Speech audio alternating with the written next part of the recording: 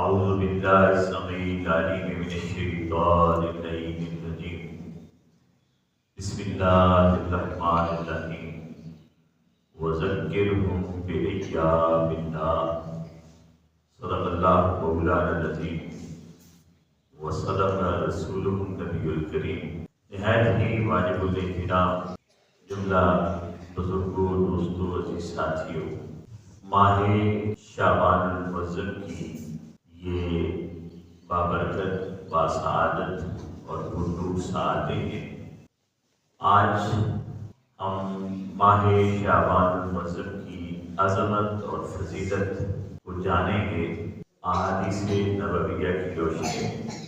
اللہ رب العزت نے اس مقدس مہینے اور دیگر جو مقدس ساعتیں ہیں، اللہ رب العزت فرماتا ہے وَذَكِّرْهُمْ بِأَيَّامِ اللَّهِ، محبوب انہیں اللہ کے دن یاد دلاؤ۔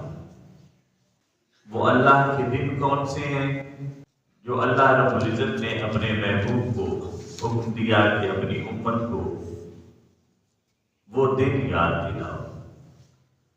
حضرت عبداللہ بن عباس رضی اللہ تعالیٰ عنہ، حضرت ابی بن کعب رضی اللہ تعالیٰ عنہ، حضرت مجاہد اور حضرت قتادہ رضی اللہ عنہما یہ فرماتے ہیں کہ اللہ کے دنوں سے مراد وہ دن ہیں جن دنوں میں اللہ رب العزت نے اپنے بندوں پر انعامات فرمائے، انہیں نعمتیں عطا فرمائے۔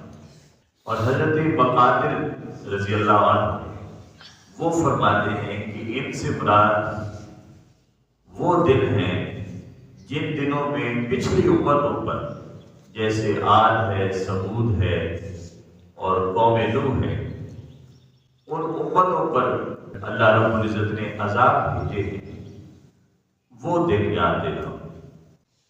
تو گویا اللہ رب العزت اپنے محبوب سے فرما رہا ہے کہ اپنی امت کو اللہ کے دن یاد دلاؤ، یعنی وہ دن بھی جن دنوں میں اللہ رب العزت نے انہیں نعمتیں عطا فرمائی، تاکہ ان نعمتوں پر وہ اللہ کا شکر ادا کر سکے۔ اور وہ دن بھی جن دنوں میں اللہ رب العزت نے پچھلی امتوں پر عذاب نازل کیے، ان پر مصیبتیں نازل فرمائیں، تاکہ ان دنوں کو یاد کر کے یہ لوگ اللہ کی طرف مائل ہوں اور اپنے آپ کو گناہوں سے بچائیں اور نیکی کی طرف مائل ہوں۔ اب دیکھنا یہ ہے کہ اللہ رب العزت کے تو تمام دن ہیں، اولین و آخرین جتنے بھی زمانے ہیں سب رب کے ہیں، تو یہ تو ساری دن، مہینے، سال، صدیاں، گھڑیاں، لمحے، پل، سب کچھ اللہ رب العزت کا ہے۔ تو اس نے یہ کچھ دن، کچھ لمحے جنہیں معتبر کر دیا ہے، عظمت عطا فرما دی ہے، انہیں سعادتوں سے نواز دیا ہے اور مبارک بنا دیا ہے۔ وہ دن کون سے؟ اب اگر دیکھا جائے کہ جس دنوں میں اللہ رب العزت نے بندوں پر نعمتیں نازل فرمائیں، انبیاء کا آ جانا بھی مخلوق انسانیت کے لیے اللہ رب العزت کی نعمت ہے۔ اللہ کے نیک بندوں کی ولادت اور پیدائش اور ان کا وجود مخلوق انسانیت کے لیے اللہ کی رحمت ہے، اللہ کی نعمت ہے، اللہ کا انعام ہے۔ اب دیکھیں، اللہ رب العزت کا محبوب پیر کے روز ان کی ولادت ہوئی آقا کی، تو پیر کے دن کو اللہ رب العزت نے دوسرے دنوں پر فضیلت عطا فرمائی۔ جمعہ کے دن حضرت آدم کی ولادت ہوئی، رسول کائنات فرماتے ہیں کیونکہ اس دن حضرت آدم کی ولادت ہوئی، اس لیے یہ دن ہمارے لیے عید کا دن بن گیا۔ اسی طرح وہ زمانہ جس زمانے میں رسول کائنات تشریف لائے، آقا فرماتے ہیں خیر القرون قرن یعنی سب سے بہترین زمانہ اور معتبر زمانہ اور خیر والا زمانہ میرا زمانہ ہے. جس امت میں رسول کائنات تشریف لائے فرمایا یہ امت سب سے بہترین امت ہے. کنتم خیر امت، اللہ فرماتا ہے کہ تم سب سے بہترین امت ہو کیونکہ تمہیں میرا محبوب نصیب ہوا ہے. آقا نے اور قرآن میں یعنی قرآن و حدیث دونوں میں کچھ دن، کچھ مہینے، کچھ علاقے، کچھ لمحے اللہ رب العزت نے معتبر فرما دیے. اب معتبر فرمانے کی وجہ صرف اس کے نیک اور صالح بندے، چاہے وہ اللہ کا ولی ہو چاہے وہ اللہ کا نبی ہو، جسے بھی عظمت ملی ہے اللہ کے ان برگزیدہ بندوں کی وجہ سے ملی. اگر طور سینا کو عظمت ملی ہے تو موسیٰ کے قدموں سے ملی. مکہ کو عظمت ملی ہے تو رسول کائنات کے وجود پاس مسعود سے ملی ہے. حضرت کو عظمت نصیب ہوئی تو ابراہیم اور اسماعیل علیہ السلام کے قدموں کی وجہ سے نصیب ہوئی. صفا اور مروہ پہ ہم سعی کرتے ہیں اور اللہ نے اسے اپنی نشانی بنا دیا ہے تو حضرت حاجرہ کے قدموں کے صدقے عطا فرمایا. آب زمزم کو آب شفا بنا دیا ہے تو اسماعیل کی ایڑیوں کے صدقے بنا دیا. یعنی جسے جو بھی عظمت مل رہی ہے وہ اللہ کے کسی نہ کسی برگزیدہ اور محبوب بندے کے سبب سے مل رہی ہے. اس سے یہ پتہ چلا کہ وہ لمحے جن لمحوں میں یہ ہستیاں وجود میں آتی ہیں، ان ہستیوں کی ولادت ہوتی ہے، وہ لمحے معتبر ہو جاتے ہیں اللہ کی بارگاہ میں. ہم نے معراج کے دنوں میں پچھلے جمعہ پر پڑھا اور سنا کہ اللہ رب العزت نے اپنے بندے کو رسول کائنات کو سیر کرائی. من المسجد الحرام الى المسجد الاقصی، مسجد حرام سے مسجد اقصی تک. کوئی اور جگہ بھی منتخب ہو سکتی تھی، مسجد حرام کی بجائے کوئی اور جگہ بھی ہو سکتی تھی، مسجد اقصی کی جگہ کوئی اور جگہ بھی ہو سکتی تھی، مگر ان دو مقامات کو منتخب کیوں فرمایا؟ اس لیے کہ ان مقامات پر اس کے محبوب بندے رہا کرتے تھے، انبیاء رہا کرتے تھے. مسجد حرام میں بھی اس کے محبوب بندوں کی، اس کے انبیاء کے مزارات ہیں، اور مسجد اقصی میں بھی اللہ رب العزت کے محبوب بندوں، اس کے نبیوں کی، اس کے پیغمبروں کی اور اس کے رسولوں کا وہ مسکن ہے. مفسرین کی تفسیریں اٹھا کر دیکھیں کہ اللہ رب العزت نے جو کہا مسجد اقصی کیا ہے، فرمایا بارکنا حولہ، یہ وہ مسجد ہے جس کے ارد گرد برکتیں ہی برکتیں. وہ برکتیں کیا ہیں؟ ہر مفسر نے لکھا ہے وہ برکتیں انبیاء کے مزار ہیں، انبیاء کے بیٹھنے کی جگہیں ہیں. انبیاء جن درختوں کے سائے میں بیٹھا کرتے تھے وہ درخت اور ان کے سائے موجود ہیں. جس زمین میں چلا کرتے تھے وہ گلیاں، وہ بازار ہیں جو برکتوں والے ہیں. تو مسجد اقصی کو بھی جو برکت ملی انبیاء کی قدموں سے ملی، انبیاء کے وجود سے ملی. تو معلوم یہ ہوا، قرآن کی روشنی میں بھی ہم دیکھیں، حدیث کی روشنی میں بھی ہم دیکھیں تو پتہ یہ چلتا ہے کہ جس چیز کو جو عظمت ملی ہے، جس مقام کو جو عظمت ملی ہے، جس زمانے کو جو عظمت ملی ہے، وہ اللہ کے محبوب بندوں کی نسبت سے. اب یہ ماہ شعبان اللہ رب العزت کے محبوب فرماتے ہیں رجب شہر اللہ وشعبان شہری ورمضان شہر امتی. رجب اللہ کا مہینہ ہے، اللہ کا مہینہ. کیوں اللہ کا مہینہ؟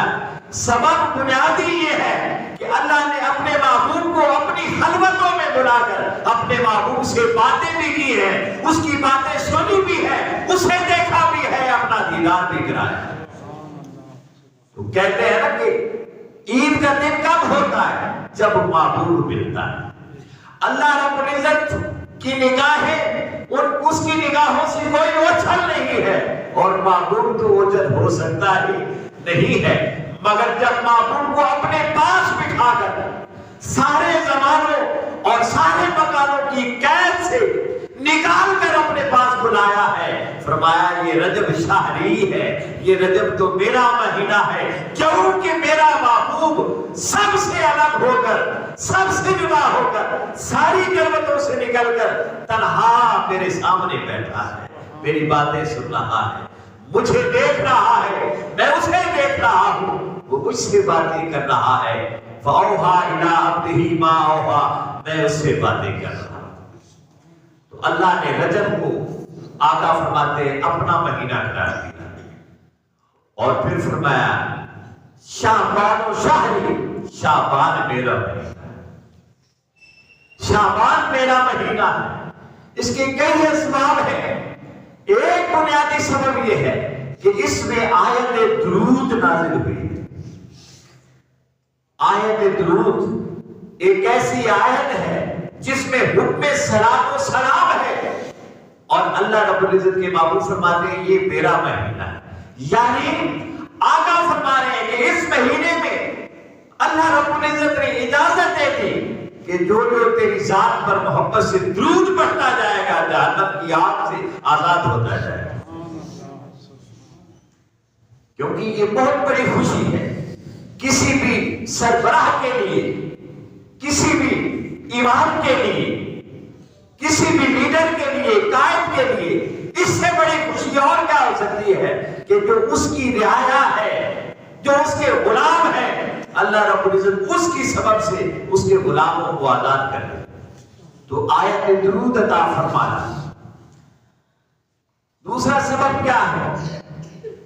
رسول کائنات کی نگاہ نبوت دیکھ رہی تھی کہ اس مہینے میں کیا کیا ہونے والا ہے، کیا کیا ہونے والا ہے۔ یہ وہ مقدس مہینہ ہے کہ اس کی یکم تاریخ کو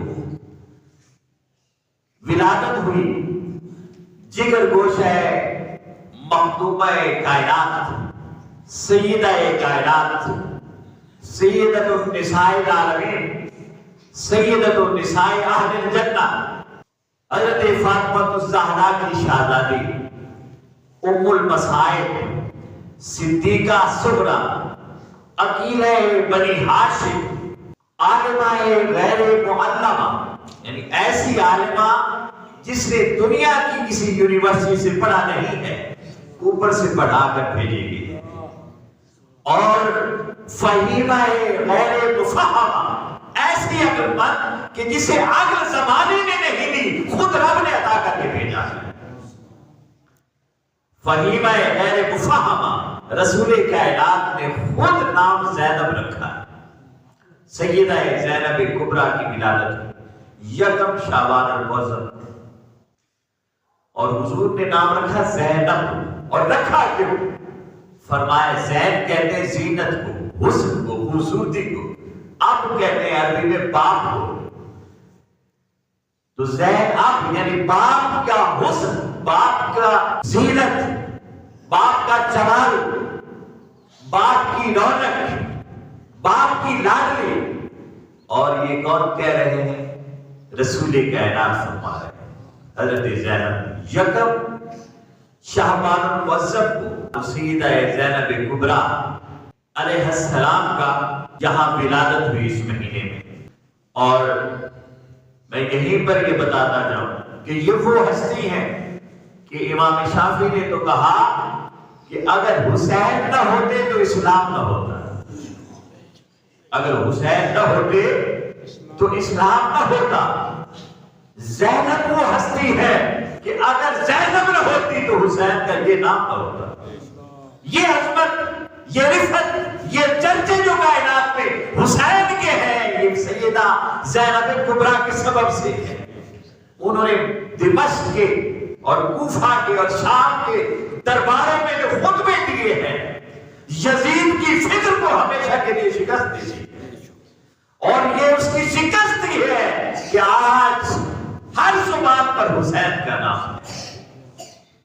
یزیدی آج بھی اس نام کو دبانے کی کوشش کرتے ہیں، اور آج بھی اسلام کو اور اہل بیت کے دہار کی عظمتوں کو دبانے کی کوشش آج بھی اس فکر میں ہے، مگر یہ خطبے سیدہ زینب کبریٰ کے ہیں کہ وہ جب شیطانی اور یزیدی فکر آگے بڑھتی ہے، زینبی فکر بڑھ کر حسین کا بھی دفاع کرتی ہے، علی کا دفاع بھی کرتی ہے۔ کسی نے بڑی خوبصورت بات کی تھی، یزید نقشہ جور و جفا بناتا ہے، یزید نقشہ جور و جفا بناتا ہے، آج تک بنا رہا ہے۔ یزید نقشہ جور و جفا بناتا ہے، حسین اس میں خط کربلا بناتا ہے۔ یزید نقشہ جور و جفا بناتا ہے، حسین اس میں خط کربلا بناتا ہے۔ اور یزید آج بھی بنتے ہیں لوگ کوشش سے، مگر حسین خود نہیں بنتا، خدا بناتا ہے۔ حسین میں اور یزید میں فرق ہے، یزید کوشش سے بنا جاتا ہے، حسین وہ ہے جسے خدا بناتا ہے۔ اور حسین کیا ہے؟ اللہ رب العزت نے جس دین کو دنیا تک پہنچانے کے لیے 1,24,000 پیغمبر بھیجے، ایک نہیں 1,00,000 بولیے 24,000 1,24,000 پیغمبر بھیجے ہیں، مگر اس دین کو بچانے کے لیے صرف اکیلا حسین کو کائنات میں رب تعالیٰ نے جداگانہ بنایا۔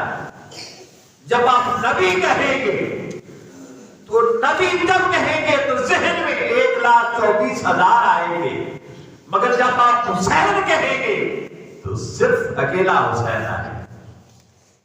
یہ حسین کی شان، اللہ رب العزت نے یہ مقام حسین کو عطا کیا، مصطفیٰ کے نسب سے اور نسب کی وجہ سے عطا کیا ہے، علی و فاطمہ کے سبب سے عطا کیا ہے، مگر یہ مقام تنہا حسین کا۔ آپ کہہ لینا حسین کا نام تو ذہن میں ایک ہی حسین آتا ہے، اور وہ علی المرتضیٰ کا لاڈلا ہے، سیدہ کائنات کا جگر پارا۔ نبی کہے نبی تو کیا اس نبی سے کیا مراد لیں گے؟ ایک نبی لیں گے، اس نبی جب آپ کہیں گے تو 1,24,000 نبی سامنے گھوم جائیں گے کہ پتہ نہیں کس نبی کی بات ہو رہی ہے۔ آدم کی ہو رہی ہے، شیش کی ہو رہی ہے، نوح کی ہو رہی ہے، صالح کی ہو رہی ہے، ابراہیم ہے، اسماعیل ہے، عیسیٰ ہے، موسیٰ ہے، ہارون ہے، رسول کائنات ہے۔ کون ہے وہ؟ ذہن میں، تصور میں، خیال میں، دھیان میں 1,24,000 پیغمبر آتے ہیں، مگر جب زبان پر حسین آتا ہے تو کثرت کی طرف نہیں، تنہا انا آتیناک الکوثر، یہ کوثر کا مقام ہے کہ حسین کا نام لے تو تنہا حسین آتا ہے، تنہا حسین آتا ہے۔ امام شافعی نے کہا کہ حسین نہ ہوتے تو دین نہ ہوتا۔ امام شافعی نے کہا حسین نہ ہوتے تو دین نہ ہوتا، اور حقیقت یہ ہے کہ زینب نہ ہوتی تو حسین کے بھی یہ چرچے نہ ہوتے۔ یہ چرچے وہ تو مار کر چلے گئے تھے، عورتوں کو اس لیے بچا دیا تھا کہ انہوں نے کرنا کیا ہے، یہ زندہ رہے یا مر جائے، ان کا وجود کی حیثیت کیا ہے۔ عورتوں اور بچوں کو بھی اس لیے چھوڑ دیا تھا کہ جو مرد تھے وہ ہم نے مار دیے، اب حسین کا نام کوفہ و دمشق تک نہیں جا سکتا، کربلا سے نکل ہی نہیں سکتا۔ عورتوں کو قیدی بنا دیا اور لے گئے کہ اب انہوں نے کیا کرنا ہے، اپنی طرف سے دین کو مار کر چلے گئے، اپنی طرف سے دین ختم کر کے چلے گئے تھے۔ یہ تو جرت تھی سیدہ زینب کبریٰ کی اور ان کے درج خطابت کی۔ انہیں خطیبہ کربلا کہتے ہیں، خطیبہ اہل بیت کا لقب ملا کہ ان کے خطبوں پر کمال تھا کہ آج دین بھی زندہ ہے، حسین کا نام بھی زندہ ہے۔ شعبان معظم کی پہلی تاریخ کو جن کی ولادت ہوئی، اس لیے بھی حضور نے فرمایا کہ میرا مہینہ ہے، کیونکہ اس میں باپ کی زینت، باپ کی لاڈلی پیدا ہوئی۔ اور 3 شعبان کو ہر کوئی جانتا ہے، سیدہ شباب اہل الجنہ، سید الشہداء، سبط رسول، ریحانۃ النبی، امام الابرار، مصباح الہدیٰ، سفینۃ النجات، امام حسین بن علی علیہ السلام کی ولادت۔ یہ وہ دن ہے اللہ نے جس کی طرف اشارہ کیا، اشارت النص سے ثابت ہے کہ بابو انہیں وہ دن جس دن میری نعمتیں نازل ہوتی ہے وہ دن انہیں یاد کرایا گیا، وہ دن انہیں، تو آج ہم یاد کر رہے ہیں کہ اس دن کو اللہ نے نعمت کیوں قرار دیا؟ کیوں کہ فاطمہ الزہرا کے گھر کی رونق آج کائنات میں تشریف لائی، حضرت امام حسین علیہ السلام۔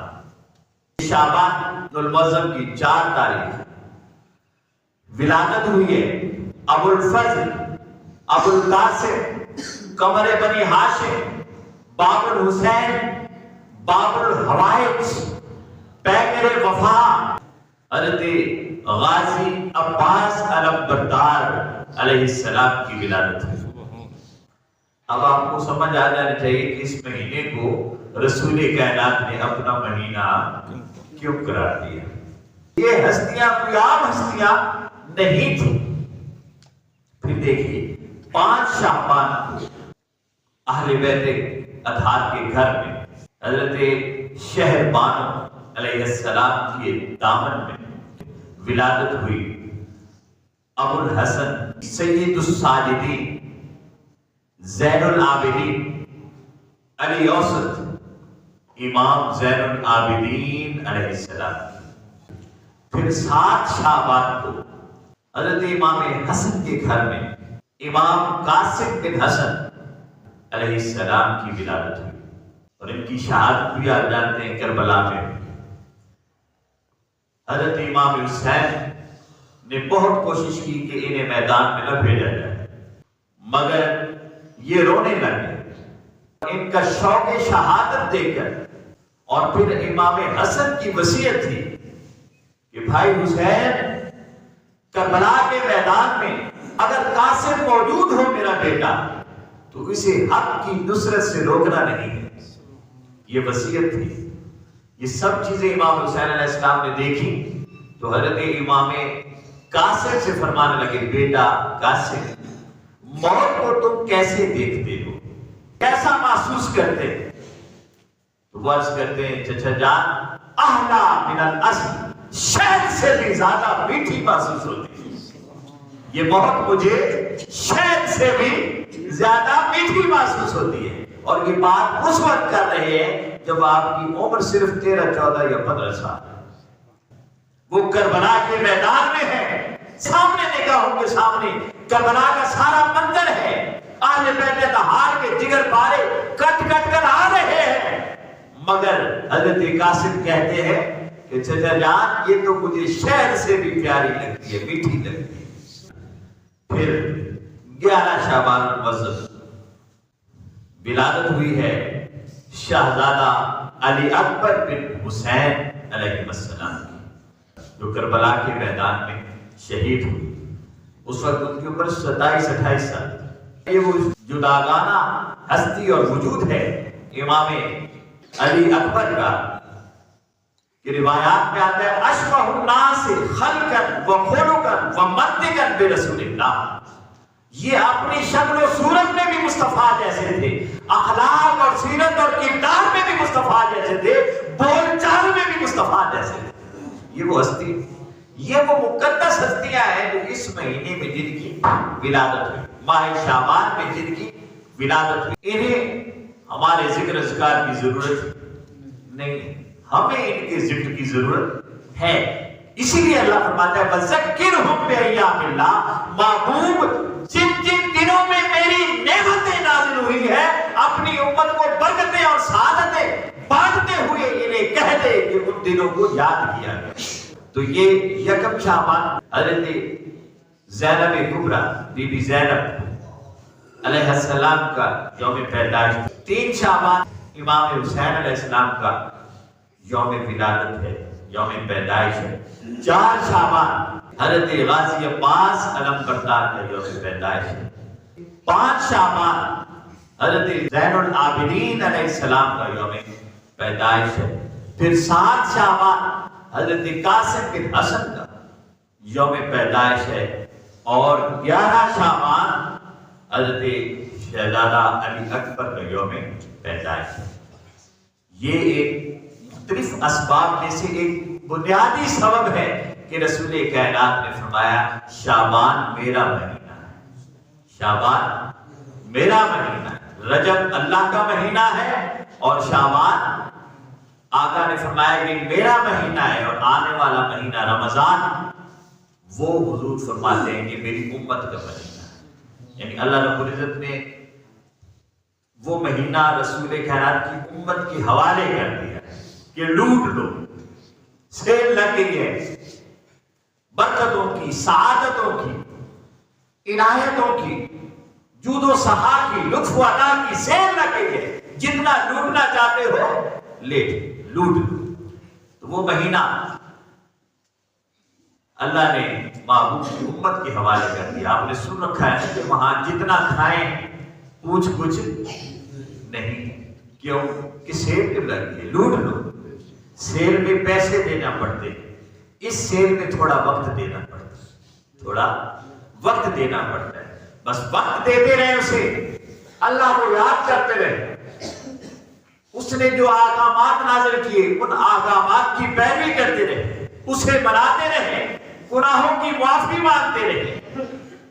اللہ رب العزت نے کھلی اجازت دے دی، اور کمال یہ ہے وہ مہینہ ایسا آ رہا ہے کہ آقا فرماتے ہیں اللہ جہنم کے دروازے بند کر دیتا ہے کہ کوئی ٹوٹ کر اور چھوٹ کر بھی جانا چاہے جہنم میں تو اللہ فرماتا ہے آنا، دروازہ ہی بند ہے، کہاں سے جائے گا۔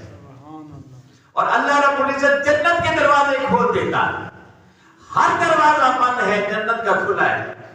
بندہ کہیں بھی جانا چاہے تو اللہ فرماتا ہے کہاں جائے گا، دروازہ تو ایک ہی کھلا ہے، اور وہ جنت کا ہے، اور وہ جنت کا دروازہ ہے۔ تو رسول کائنات نے فرمایا یہ ماہ شعبان ہے، اور اس کی یہ برکت ہے کہ اس کی برکت سے اللہ رب العزت بھلائیوں کے دروازے کھول دیتا ہے، اور اعلان فرما دیتا ہے، اعلان فرما دیتا ہے کہ برائیاں اس مہینے میں مٹا دی جائیں گی، اس مہینے میں، کیونکہ یہ کس کا مہینہ ہے؟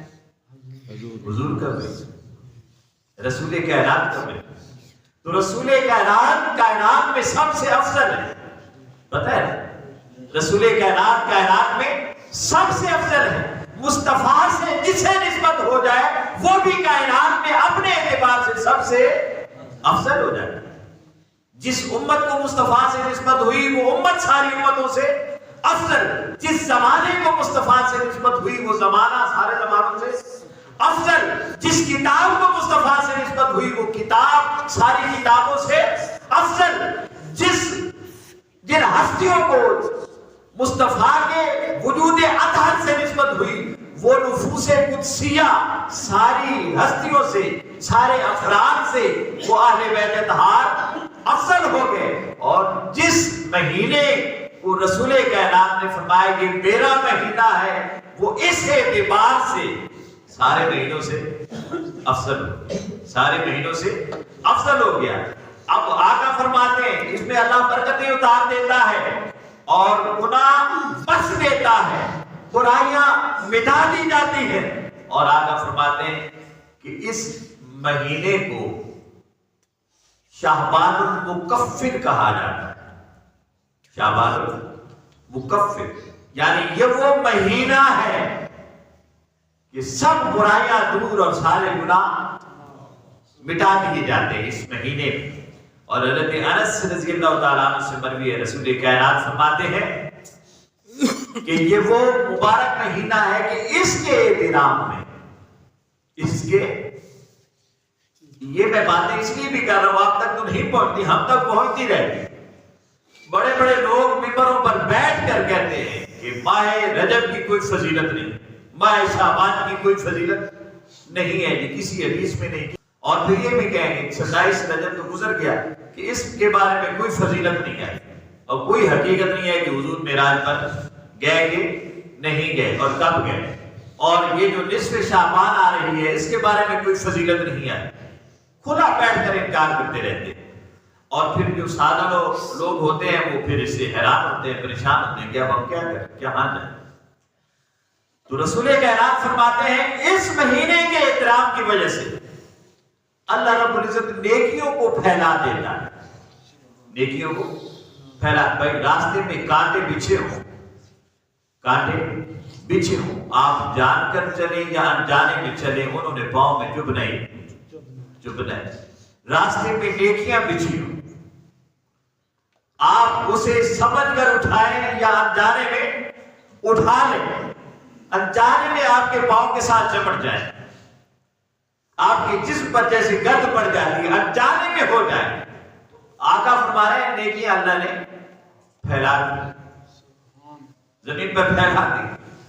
اور رسول کائنات نے فرمایا کہ بندہ مومن عجیب اللہ رب العزت نے اسے بنا دیا ہے کہ انسان پر دو ہی لمحے گزرتے ہیں، یا دکھ کا یا سکھ کا. دو ہی لمحے ہوتے ہیں، یا بندہ خوش ہوتا ہے یا غمگین ہوتا ہے.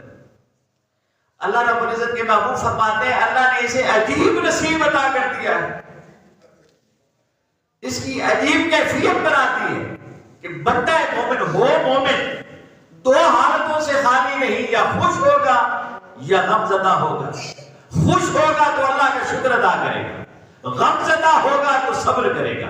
شکر میں بھی بھلائی ہے اور صبر میں بھی بھلائی. اب ایک تو وہ ہے زبان سے کہا مولا تیرا شکر ہے، تو نے مجھے اتنے انعامات سے نواز دیا، اتنا کرم کیا، تو نے مجھے یہ دیا وہ دیا، تیرا شکر ہے. ایک تو یہ ہے، یہ زبان سے شکر ہے. آپ کوئی خیر پاتے ہیں، کچھ آپ کو ملتا ہے تو آپ خوش ہوتے ہیں. شکر زبان سے ادا نہیں کرتے، اس چیز کو پا کر خوش ہوتے ہیں. یہ خود ایک شکر ہے، یہ خود ایک شکر ہے. اور کسی چیز پر آپ سے کوئی چیز چھن گئی ہے، کوئی دکھ ملا ہے، آپ نے صبر کیا اس نیت سے کہ اللہ صبر کرنے والوں کو پسند کرتا ہے. ایک تو یہ صبر ہے، مگر آپ نے صبر کیا، ظاہر صبر آ ہی جاتا ہے.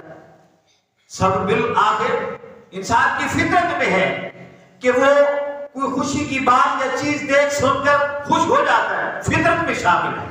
کوئی غم کی بات سن دیکھ کر جو اس پر گزرتی ہے غمزدہ ہو جاتا ہے. یہ فطرت کی بات ہے. وہ زبان سے شکر ادا کرے نہ کرے، وہ زبان سے اور اپنے عمل سے یہ اظہار کرے نہ کرے کہ مولا میں صبر کرتا ہوں کیونکہ تو صبر کرنے والوں کے ساتھ ہے، یہ اس کی نیت نہ بھی ہو تو اسے شکر کا اجر بھی ملتا ہے، صبر کا اجر بھی ملتا ہے. یہ بندہ مومن کو اللہ نے یہ خیر عطا فرما دی ہے، ہر حال میں خیر، ہر حال میں خیر عطا فرما دی. اور آقا فرماتے ہیں کہ اس مہینے میں اللہ رب العزت گناہوں کو جلا دیتا ہے. رسول کائنات نے فرمایا شہر رمضان شہر اللہ، یہ دوسری روایت ہے کہ رمضان کا مہینہ اللہ کا مہینہ، اور اللہ نے دوسری روایت کے مطابق وہ مہینہ اپنے محبوب کی امت کے حوالے کر دیا. ہوتا ہے نا وراثت، باپ کی وراثت جیسے بیٹے کی طرف منتقل ہوتی ہے، تو یہ باپ بیٹا تو ایسی نسبت تو نہیں، لیکن اللہ نے کہا یہ میرا مہینہ ہے اور محبوب میں یہ تیری امت کو دیتا ہوں، میں یہ تیری امت کو دیتا ہوں. وہ شہر شعبان حضور نے فرمایا یہ میرا مہینہ ہے. اور شعبان کیا کرتا ہے؟ بندے کو پاک کرتا ہے. اور رمضان کیا کرتا ہے؟ اس کے گناہوں کو مٹا دیتا ہے، اس کے گناہوں کو مٹا دیتا ہے. پھر رسول کائنات رجب کے مہینے میں ہیں اور دعا فرما رہے ہیں. حضرت انس سے مروی فرمایا اللہم بارک لنا فی رجب، اے اللہ ہمیں برکت دے فی رجب و شعبان، رجب اور شعبان میں ہمیں برکتیں عطا کر، وبلغنا رمضان، تاکہ ہم تیرے رمضان تک پہنچ سکیں، تیرے رمضان تک پہنچ سکیں. تو دوستان جو وقار یہ شعبان المعظم کا یہ ایک بابرکت مہینہ اللہ رب العزت نے ہمیں عطا فرمایا ہے، اور حضرت عائشہ صدیقہ رضی اللہ تعالیٰ عنہ فرماتی ہیں اور دیگر صحابہ کرام کی اور امہات المومنین کہ رمضان کے مہینے کے علاوہ جس مہینے میں کثرت سے روزے رکھا کرتے تھے حضور اور رمضان کے لیے اپنے آپ کو تیار کیا کرتے تھے، وہ مہینہ شعبان کا مہینہ، کثرت سے آپ روزے رکھتے اور اپنے آپ کو فزیکلی تیار کرتے تھے رمضان کے روزے رکھنے کے لیے۔ اس لیے دوستان جلوکار یہ برکتوں والا مہینہ ہے، رحمتوں والا مہینہ ہے۔ اللہ رب العزت کے محبوب کے ارشادات کے مطابق یہ سعادتوں کا مہینہ ہے، نیکیاں سمیٹنے کا مہینہ ہے۔ اور یہ نئے جو لوگ آئے ان کے لیے میں کہہ دوں کہ اس مہینے میں اللہ رب العزت نے رسول کائنات پر آیت درود نازل فرمائی، ان اللہ و ملائکتہ یصلون علی النبی۔ اور کیسے نازل فرمائی؟ نماز نازل فرمانے سے پہلے یہ نہیں کہا کہ میں نماز پڑھتا ہوں، روزہ نازل کرنے سے پہلے یہ نہیں کہا کہ میں روزہ رکھتا ہوں، نہ وہ رکھتا ہے، نہ یہ اس کی شان کے لائق ہے۔ حج کرنے کے لیے اسے فرض کیا تو یہ نہیں کہا کہ میں بھی کرتا ہوں، زکوٰۃ دینے کے لیے یہ نہیں کہا کہ میں بھی دیتا ہوں تم بھی دو، مگر جب محبوب پر درود و سلام کی باری آئے تو فرمایا ان اللہ و ملائکتہ یصلون علی النبی، اللہ اور اس کے فرشتے ہر وقت اپنے محبوب پر درود پڑھتے رہتے ہیں، ہر وقت پڑھتے رہتے ہیں۔ کب سے؟ جب وقت نہیں ہوا کرتا تھا تب سے۔ کب تک پڑھتے رہیں گے؟ جب وقت ختم ہو جائے گا تب تک پڑھتے ہیں۔ کب سے ہے اور کب تک ہے یہ نہ کب کی سمجھ ہے نہ تب کی سمجھ ہے۔ تو اللہ فرماتا ہے جب سے میں ہوں، اور پھر جب سے فرشتے ہیں۔ تو اللہ جب سے ہے وہ تو اس کی تو ابتدا نہیں ہے، فرشتوں کی ابتدا تو ہے اللہ کی ہاں۔ تو اللہ رب العزت اور اس کے فرشتے اللہ فرماتا ہے ہر وقت اپنے محبوب پر درود پڑھتے رہتے ہیں، محبوب کے ذکر کی محفل سجائے رکھتے ہیں۔ یا ایھا الذین آمنو، اے ایمان والو، اے دعوی ایمان کرنے والو، اگر دعوی ایمان میں سچے ہو تو صلو علیہ وسلموا تسلیما، تو پھر میرے محبوب کی ذات پر درود بھیجا کرو اور سلام ایسے کیا کرو جیسے سلام بھیجنے کا حق ہوتا ہے۔ تو سلام کیسے کیا جاتا ہے؟ جب بندہ سامنے ہوتا ہے تو سلام کرتا ہے، سامنے ہوتا ہے تو سلام کرتا ہے، یا ایک بندہ سامنے ہے اور ہم کسی کو سلام بھیج رہے ہیں تو ہم کہتے ہیں یار بیٹا اساں سلام آنکھیں، تو وہ بھی ایک حساب سے ایک واسطے سے سامنے ہوتا ہے۔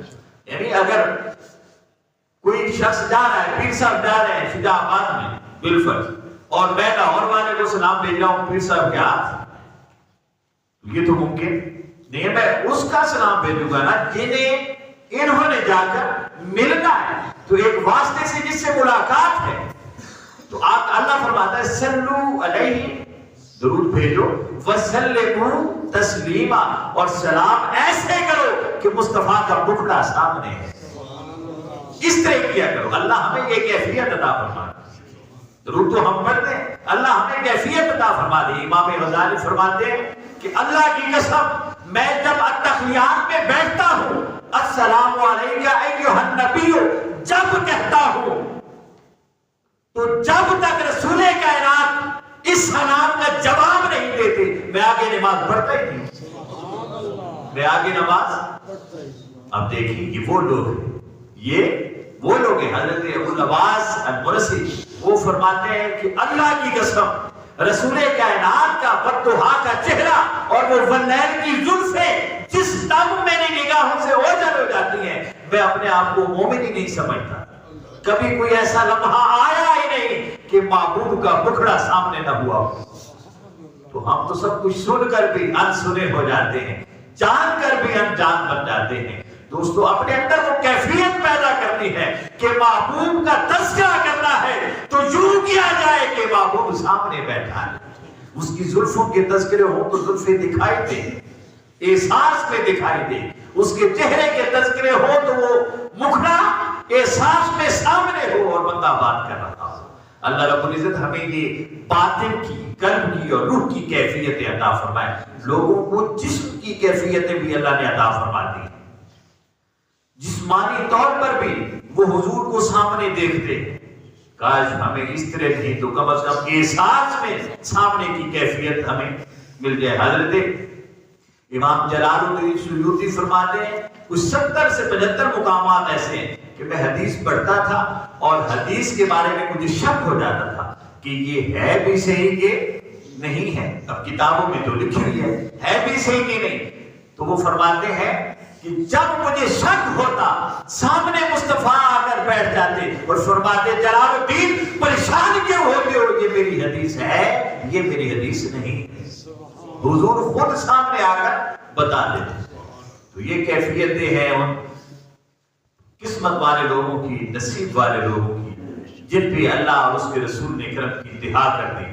دوستو ان واقعات کو, ان چیزوں کو یاد رکھا کرو اور اپنے آپ کو قلبی طور پر, احساسات کے طور پر, روحانی طور پر مائل کیا کرے. اللہ رب العزت ہمیں یہ توفیق عطا فرما دے تاکہ ہماری ظاہر بھی پاکیزہ ہو جائے اور باطن بھی پاکیزہ ہو جائے. اللہ رب العزت ہمیں جو کچھ ہم نے پڑھا ہے سنا ہے اس کے مطابق اپنی زندگیوں کو سنوارنے کی توفیق عطا فرمائے. وما علینا الا البلاغ المبین.